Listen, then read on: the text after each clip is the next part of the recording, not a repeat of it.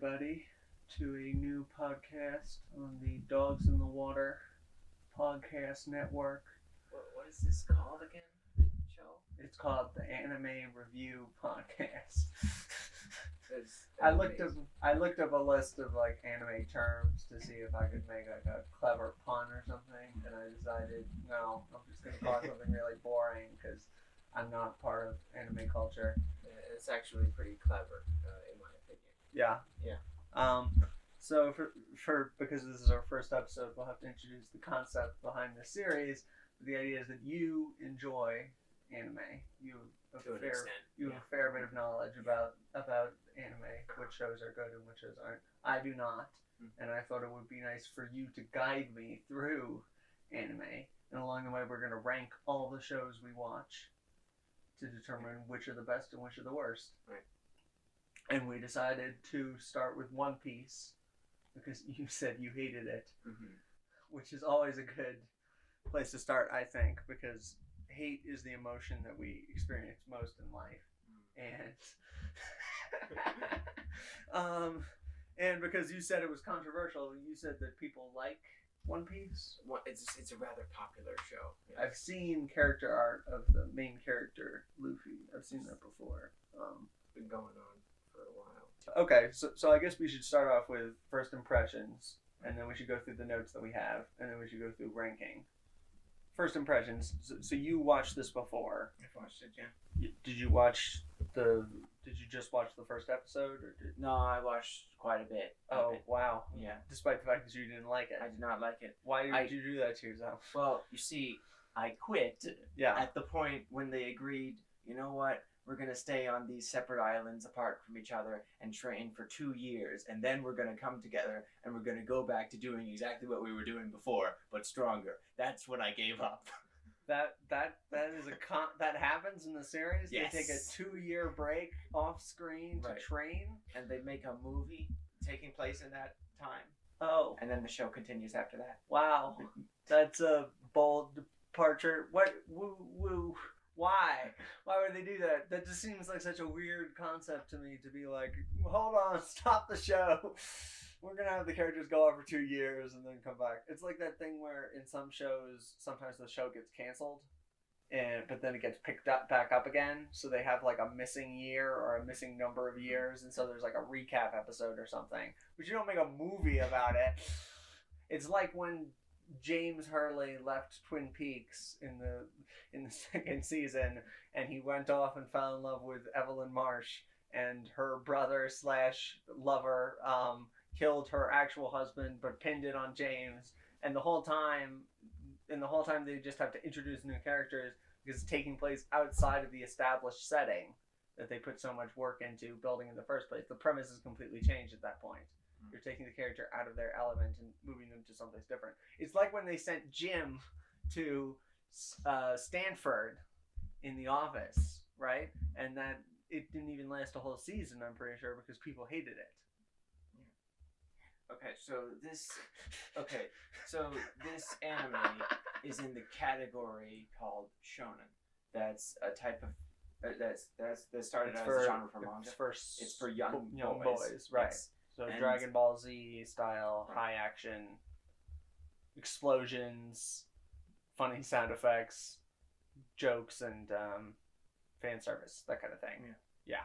Essentially, they go on as many weird and wacky adventures as they can. Right. Well, the premise of the show is weird and wacky adventures, right? I mean, they're supposed to be looking for a treasure, but really the treasure is just a MacGuffin. It's just an excuse for them to go on weird and wacky adventures. Right? I mean, I don't even know. Do they even discuss what the treasure actually is? It's just like a bunch of gold and jewels and something? They don't discuss what it is. Eventually, there's some sort of lore surrounding, like... Right. Yeah. Okay. Yeah, I figured. So my first note on this was actually Exposition Opening, which I hate any show that opens with. So, a bunch of years ago, this one guy died, and on his deathbed, he said, right, like, it's the worst kind of, like, if you can't introduce a concept in the show, don't tell, all right? If you can't introduce a concept in dialogue, in the setting, then you introduce it through monologues. You introduce it through backstory, and that's the worst kind of exposition for a visual medium. Bad. I want to say that the story arcs as a whole are the most infuriating. How they drag on. Like one day goes on for months because you only get one episode a week. Again, it's for young boys. It's a 22-minute format. It's not even 22 minutes because there's like a minute and 40 minutes of credits with every episode, and then they play that horrible song, which is somehow even worse than the horrible song that they play at the start of each episode. Like, it's, as a child, I was always looking for treasure. And it's completely, it's out of pitch, all right? It's not melodical at all. And the lyrics are it seems like the translators were being far too literal with it. Well, this is one of the few anime title sequences that has been translated to English. Oh, I see. So most of the time they don't even bother with the actual translation of the text. They just play something in Japanese, and then you get to the actual, yeah. But usually they're pretty good songs, so people are willing to sit through them. It's pretty common among shonen anime to have a 90-second title sequence. Right. No, I don't even mean like the title sequence is too long. I mean the ending portion of it. It feels like the episode is actually just like, it's like 18 minutes because of how long the end of the show is. Mm-hmm. But so I was shocked, by the way, by how annoying the characters could be. Like, I assumed that, this is going to be like people are speaking too fast and too loudly, and it's just, they have like high-pitched voices, right? But then, like, in the second episode, they one-upped themselves. Like, they introduced even more annoying characters than the annoying characters they'd already introduced, which is a feat in itself. I mean, you have to give them credit. It's like bashing you over the head with how annoying they are. There's new characters every story arc. Yeah, no, I figured that too. Well, because they're sailing around. They're gonna just... The characters will be introduced and disposed of as quickly as an Alita Battle Angel comic.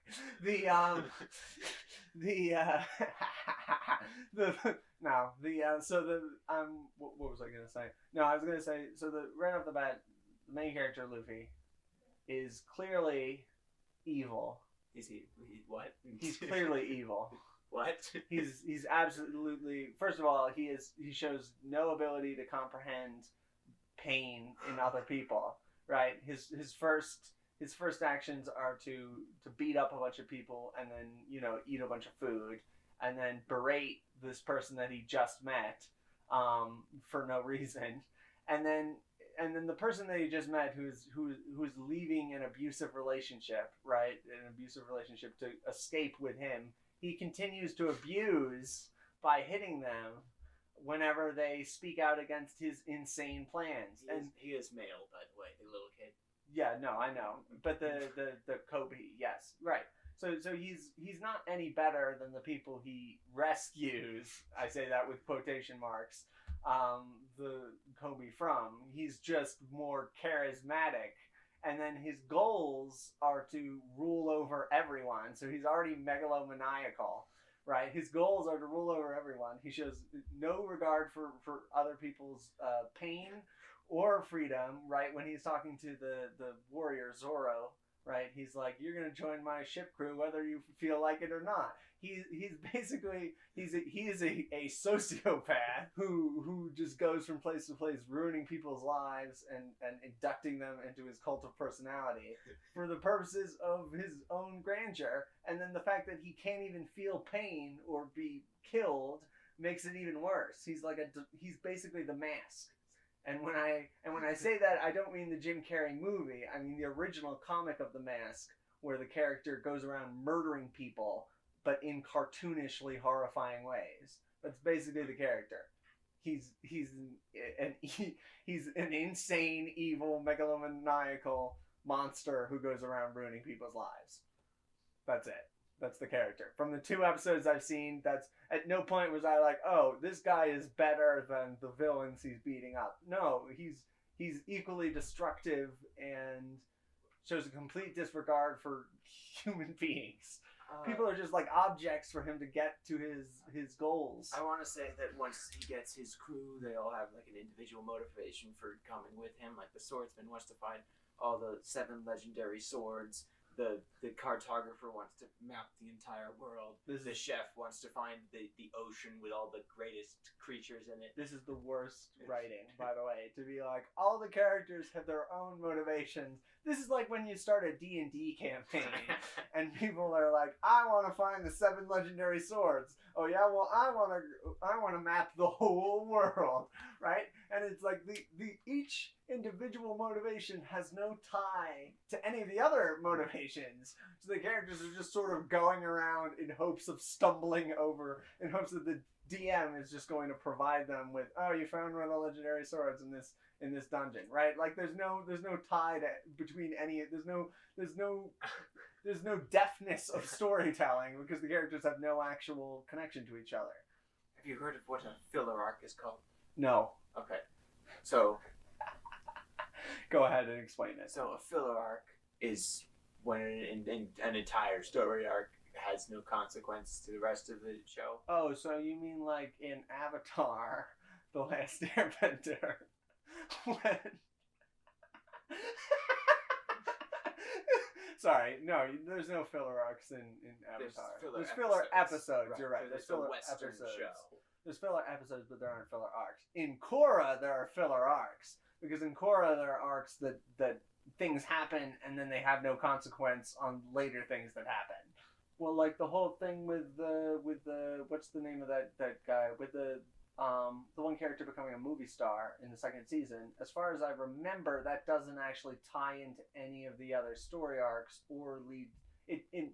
Arguably, it leads to character progression for Bolin. Yes, arguably it leads to character progression for him, but it doesn't actually tie into any of the other story arcs.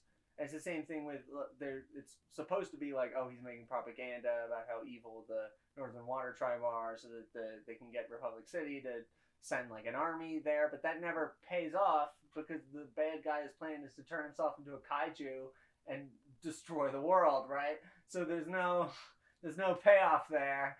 The whole plot line is just exists so that to do something with Bolin, or it's like in Twin Peaks, send James Hurley down the road to the Evelyn Marsh's house, right? That whole plot line does nothing for his character, for Donna's character, or for any of the other characters because it's outside the town. It's completely unrelated to the story. It has nothing to do with Laura Palmer's murder or Bob or the lodges or any of the characters that we know or care about. Right. That's a filler arc. As opposed to Bolin's thing, a filler arc is where only filler things happen, as opposed to plot things happening on the side. Oh, I see. So you're saying Bolin's arc was a C plot or like a B plot. So it doesn't matter as much. This would be like the whole episode is full of things that don't matter. It's not just like one. Right. Episodes. It's like it's not just one plot line. It's all the plot lines in multiple episodes are just filling time until they get to the place where the writers need them to be. In my experience with One Piece, there's almost always just one plot line. Right. Yeah. Okay. I see. Well, yeah, it doesn't seem like a very. How do I say this? The show doesn't seem like it has a lot of intrigue. Let me put it that way. It doesn't seem like there's going to be multiple storylines stretching over seasons and characters plotting in the background or things leading in different directions and then conjoining. Yeah. So that was my impression. That was my first impression. Was the main character is evil. Most of the other characters are. And then, like, the villains, of course, are just, like, the most broad, buffoonish characters possible. They're so patently evil that, no one would ever follow them. But, yeah, I think that's it. I can look at my notes to see if I have anything else. Here's my notes. Yeah, you go ahead. Alright. Characters introduced don't do shit. Sound ain't synchronized. First pirate, pretty douchey. Characters introduced don't do shit. Senseless violence. Barrel doesn't come back until much later. Stupid Viking helmet. Reference to Journey to the West is pretty lame. Main character is always hungry. Main character doesn't do shit. Pointless flashback, pointless exposition, pointless monologue, pointless exposition. Fat phobia. Not nearly enough cool action to justify the bullshit they put you through at before and after. Names attack moves like Inspector Gadget. Pointless exposition. That's a great note. You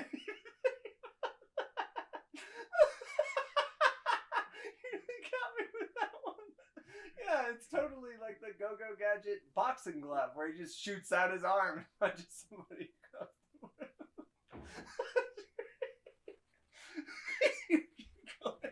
Keep going.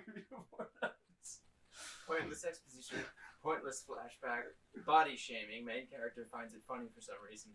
Pointless exposition, repetitive humor, gong, Japanese exceptionalism, cowards are all around, pointless flashback, Captain Morgan's son is shit, Captain Morgan is shit, pointless flashback, Captain Morgan says, you bopped it, this kid is shit with nuts, pointless flashback.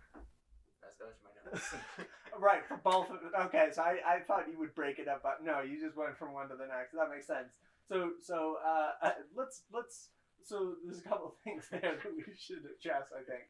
So first off, Japanese exceptionalism. That's the part that stands out to me. Well, first of all, the reason why the main character finds it funny that Kobe is fat shaming the pirate captain is because, as we've discussed previously, he's a psychopath. He has no empathy for other people. But the second part is that he's basically he is a sociopath because not only does he not have empathy for other people, but he has total confidence in his actions because he has no fear of death or failure, which is the way that sociopaths really are in real life, which is that they're not maniacally evil, but basically they don't care about themselves or the world. So they tend to be like unemployed. They tend to often be homeless because they have no connection to anything. They have motivation. They have no motivation, which is the same with him. He's just going around. He says he has a motivation, but it's delusions of grandeur. There's no real end to the plot. It's just him going around from place to place.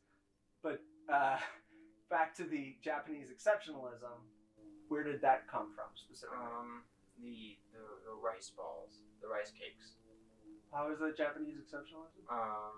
It's just depicting them using Japanese food. Right. That's where it came from. That was it. That was your note on Japanese. There are plenty of things we can say about Japanese culture that do have to do with Japanese exceptionalism and Japanese nationalism. But your note was rice balls. Rice balls, yes. That was your note. Uh-huh. I really expected you to be like, well, in the first episode, the pirate captain, she's wearing like this. She's clearly sort of like American. She's wearing like this big old cowboy style hat, right?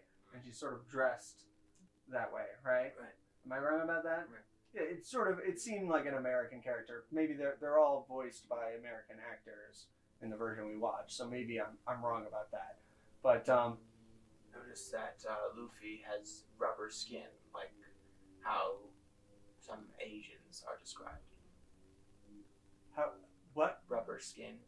No, I've never heard anybody describe. No. Rubber skin. No. No, I've heard of that. I don't even know what color rubber is naturally. It doesn't really matter. It's probably white, I think. Okay. No, I did not think about that at all. I was too busy. I in my head I was like, oh, he's Plastic Man. Plastic Man is for those who don't know, is a character in the DC comics who he was a thief and he got some weird chemical splashed on him and now his entire body is plastic. I prefer the elongated man. The elongated man is actually a detective. He's a detective, yeah. Versus the Plastic Man is the comic relief character mostly. But the elongated man I don't think has any. Like I don't even know. I don't think he has his own comics line.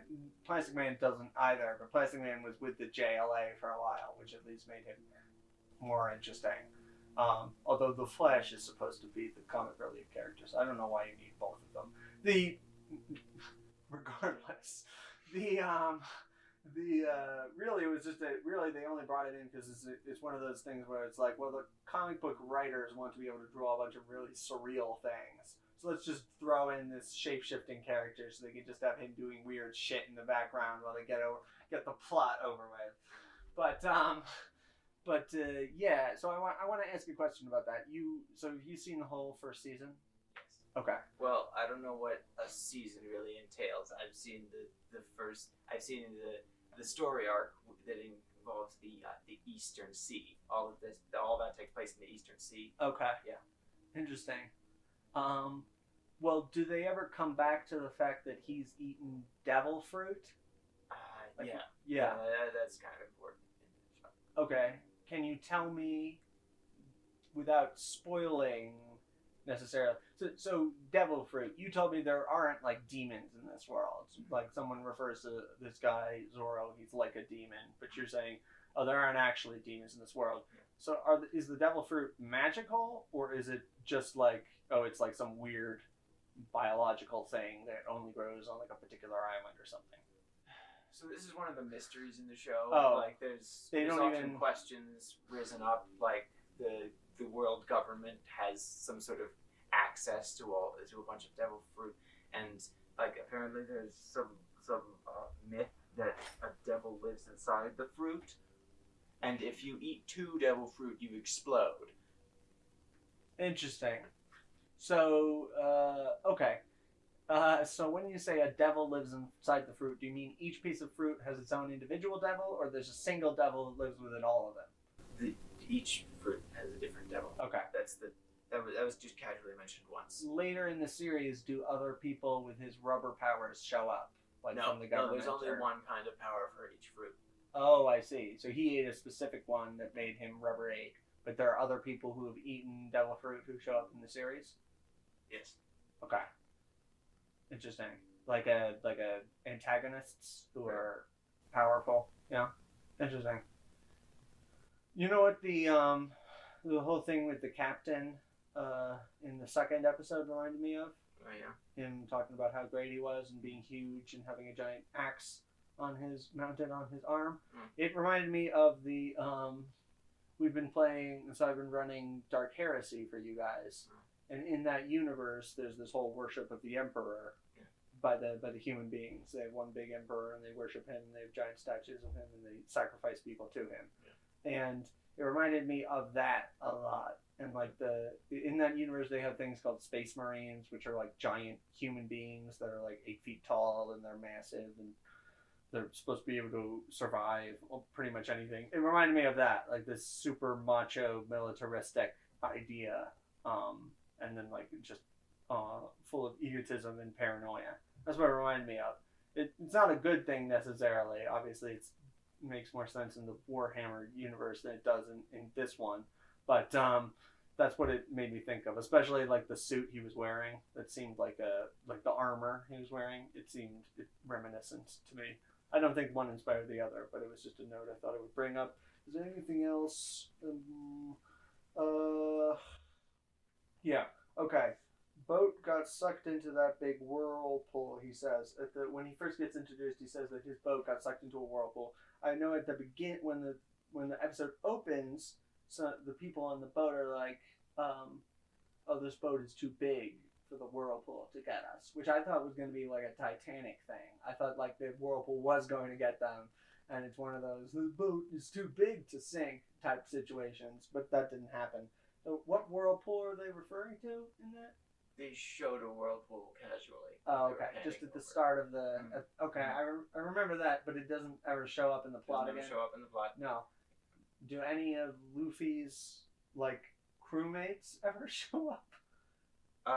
He gets new crewmates. Yeah. No, but I mean, like, the people who went into the whirlpool with him. He didn't have a crew back then. Oh, he just had, like, one... Yeah. He just, like, drove a sailboat into that whirlpool, is what you're telling me. Eventually, there's a flashback arc that shows, like, what he was doing just right before that. Oh, I see. Interesting. Musical stings in this series are very interesting. They have like the obvious sad backstory music that they play whenever someone's getting a sad backstory. Right, so it played in the first episode when Kobe was doing his monologue, and then it plays again when Zorro is thinking about the girl who beat him up as a child, and yeah, and right. So there's that, and then also they have like they started. I think they played like metal music, like hard, at least hard rock music when they introduced one of the characters. Maybe it was the captain. Just like really stock sounds, and then like there's the boing noise that they use whenever something that's supposed to be funny happens. Okay, just some weird dialogue in the first episode. One of the crewmates, while they're taking the barrel up out of the water, he says, "I'd be embarrassed if I were you. You suck." And it's just like, I think that sort of encompasses the obnoxiousness of this universe where people just yell at each other for no apparent reason. Eating their dinner off the bottom of the ocean. Okay, so that's the threat that the captain gives in the first episode. I don't really understand that threat, by the way.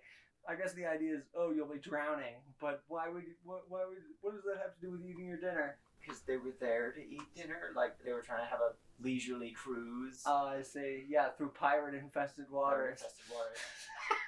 It's like when I mean, supposedly the Eastern Sea is like the safest of the four seas. There's only 4 seas. There's not 7. That seems like a mistake to me. Okay, so the entire planet. You told me that there's a giant wall, circular continent surrounding the planet. Oh yeah. There's a giant wall going through the center of it too. That's the continent is just a huge tall wall, and the only way to get anywhere else is to go on this like weird waterfall that goes up and then goes back down.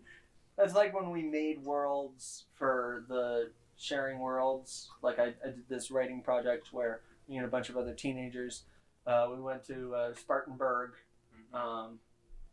College and Spartanburg University, I think, and we did this writing project over 2 weeks. We're supposed to make a world and make what type of people lived in there and come up with all this stuff, and some of them were pretty good, but some of them were just like, half of the world is magic and half of the world is technology, and that's it. It's like a concept that you come up with when you're starting world building, not like when you actually care about writing a good idea. So that was weird, and then there was the red-haired girl who goes from place to place, incidentally stealing from everybody, is I'm guessing what her role is. Yeah, she never comes back. What? Really? No, she does come back. She's a main character. Okay, I was going to be like, what the hell? I was like, all right, well, obviously she's going to join their crew later on. She's always like parallel to their plot. She's doing stuff in the background. So tell me, does it get better or worse?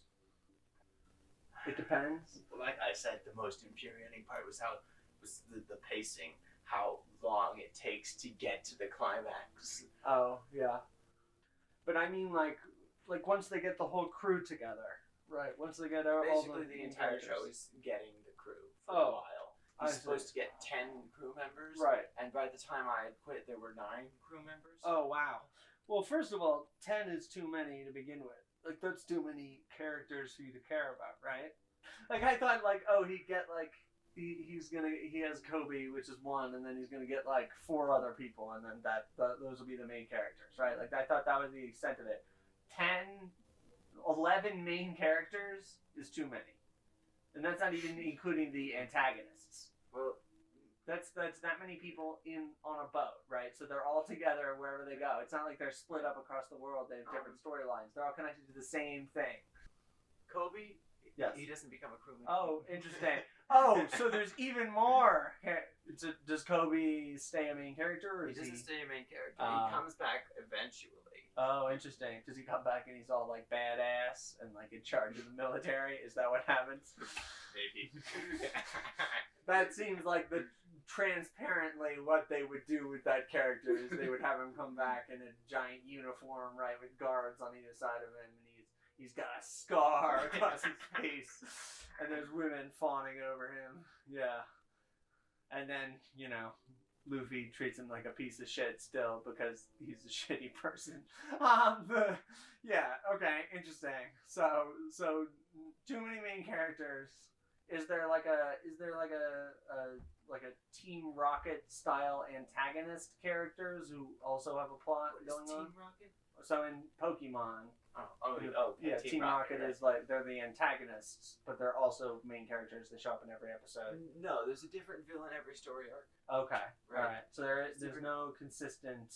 Okay, so there kind of is a Team Rocket. Okay. There's like the ancient nine and they're like sitting in the shadows all the time. All right, that's not a Team Rocket. That's a Dr. Claw type situation, or this is I can come up with a better reference shortly.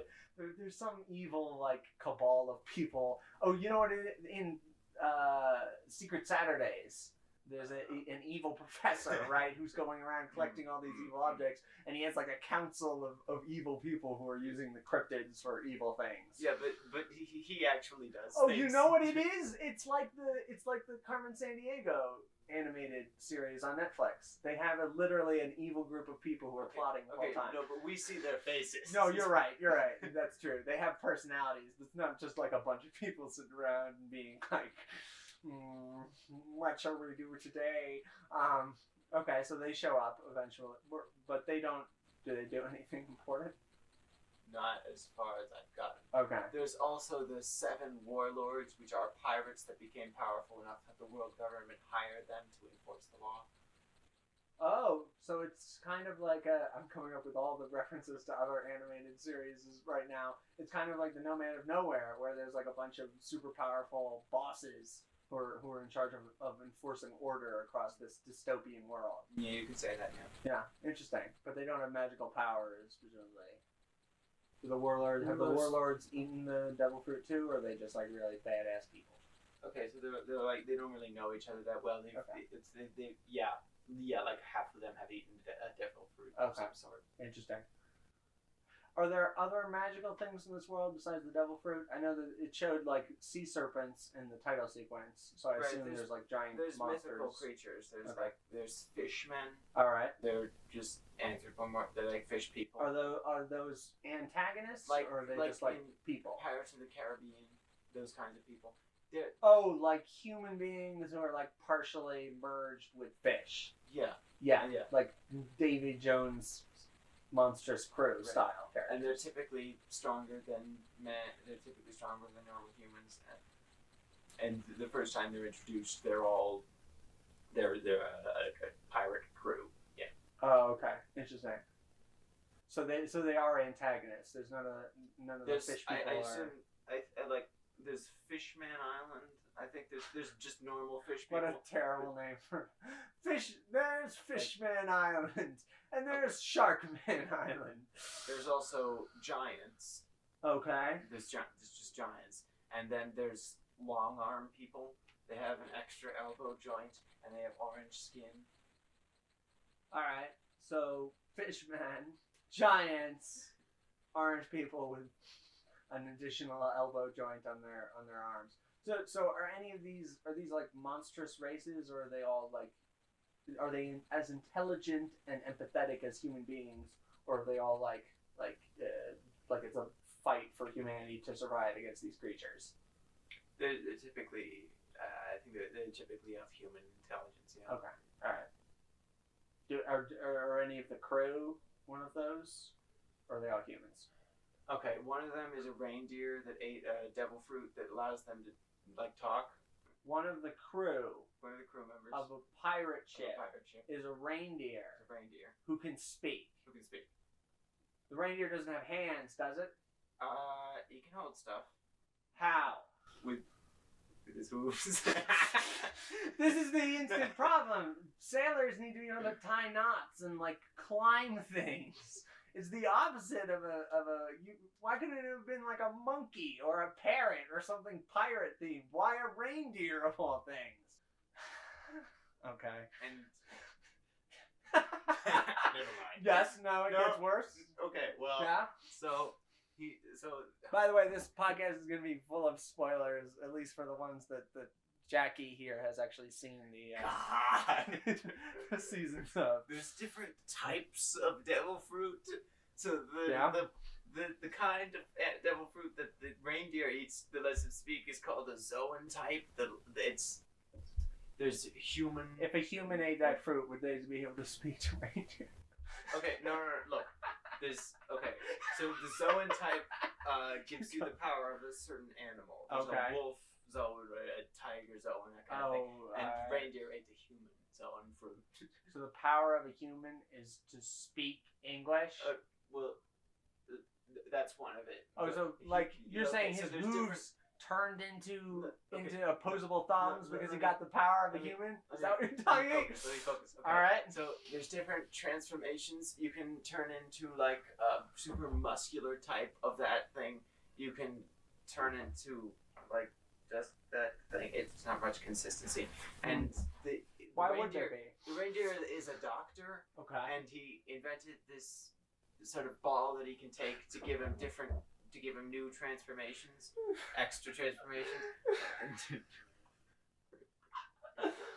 This is the most haphazard storytelling I've ever heard. Okay. Not even to be like, it's not enough that there's magical fruit that gives you different powers. There has to be a magical reindeer who invents magical pills that gives him different powers in addition to the magical powers he already has from the fruit. It's not enough that the fruit exists. He has to be able to transform himself, I don't know, into like a boat or a train or arguably, the Zoan fruit is one of the least versatile. One of the least versatile kinds. There's also paramethea, which is the kind that Luffy ate that changes the material of your body. Oh, so there's like somebody out there who has like stone for skin, and like another person who has like sand for skin. Is that kind of a situation? Okay, there's also Logian type. Okay. That allows you to turn into a form of matter and also create that matter. Like there's the sand. So there's the sand fruit that allows you to turn into sand and make sand. And then there's the electric kind of fruit that lets you turn into electricity and make electricity. You're telling me that this world has fruit that gives you the ability to create matter and virtually unlimited power, and they're all sailing around in 17th century boats. Is that what you're telling me? Okay, so there's different levels of technology. Like the world government has very advanced. Oh, so you're saying like in the Western Ocean, there's a bunch of people driving around on like aircraft carriers. Is that what you're telling me? I'm not telling you that. But there is something like that. There are people with more advanced, with like metal, with like armored boats. Yeah, the world government, the Marines have more advanced ships. Okay. Okay. Why? Look, you're not going to watch the rest of the show. Yeah. So the Grand Line. She's going to spoil everything. They go to the Grand Line, right? And you can't like just sail to the Grand Line because there's a barrier between them where all the sea monsters are. Oh. Right.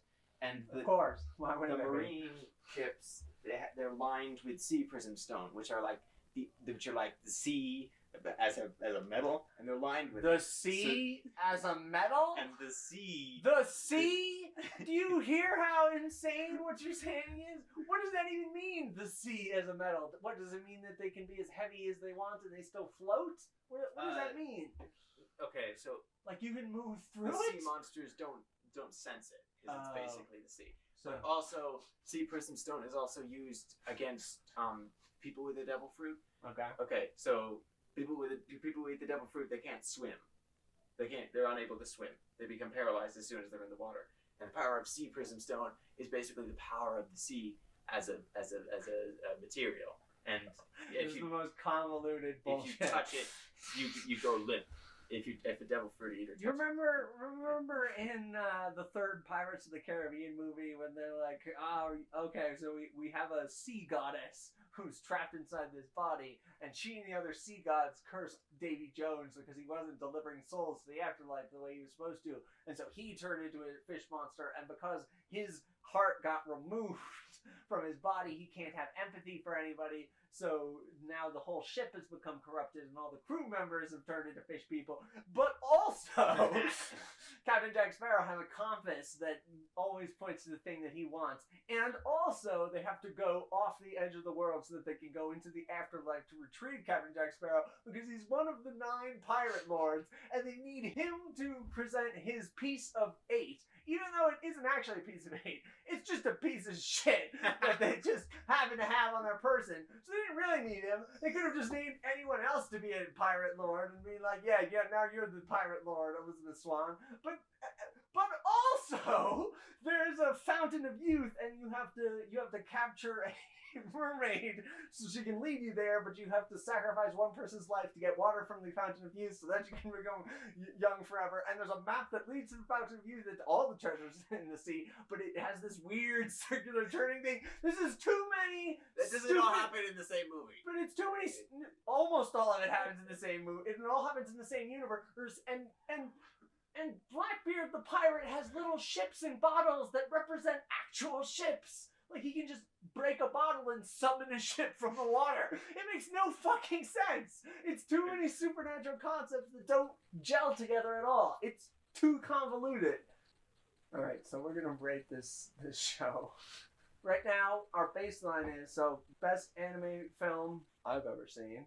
You, right? Your name? Your name is the one. Yeah, you is something. I don't even remember the name. I don't even remember the name of it.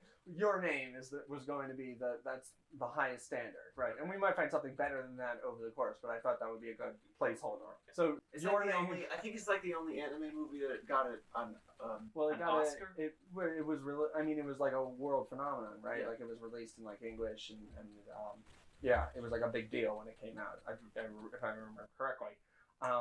So that's not in place 1, Your Name. Distant place 2, for now, One Piece. And we'll be surprised if we can find something worse than One Piece. And for those of you who like One Piece, so I'm sorry. I want to say Yes. I don't think this is the worst anime. This is the your anime least that favorite. I hate the most. I see. Okay, so there's a difference. Yeah, maybe we'll find something worse as we go on this magical journey together. But for now, thank you for listening to the Anime Review podcast. I'll come up with a new name for it. Don't you dare. Yeah, thank you for listening to the Anime Review podcast. If you like this content, please like, comment, and subscribe to Dogs in the Water YouTube channel, where we'll be uploading more podcasts like this and other podcasts of a different nature if anime is not your bag. And also, you can look for me at Beelzebub's Library, where I post some content there, reviews of books and graphic novels usually. You can look for me at hornedgodproductions.blogspot.com. Nice. I don't know why both of our blogs are about the devil, but actually, it's about the pagan god Cernunnos. It isn't pronounced Cernunnos? Pronounce it however you want. It's a dead god. Well, you pronounce cerulean like cerulean. So when you pronounce it like comes from the Cernunnos. stem horn. Oh, I see. Yeah, no, you're probably right there. We'll probably do the Beastars next, right? Right. The first two episodes of Beastars. Yeah. And if we find an anime that we really like, we might even watch further into it, do multiple episodes on the same one to see, like, does it get better? Does it get worse? How are we feeling about it at the end of the first 2 episodes? How are we feeling about it at the end of the season? That kind of thing. So have a great day, and thanks for listening.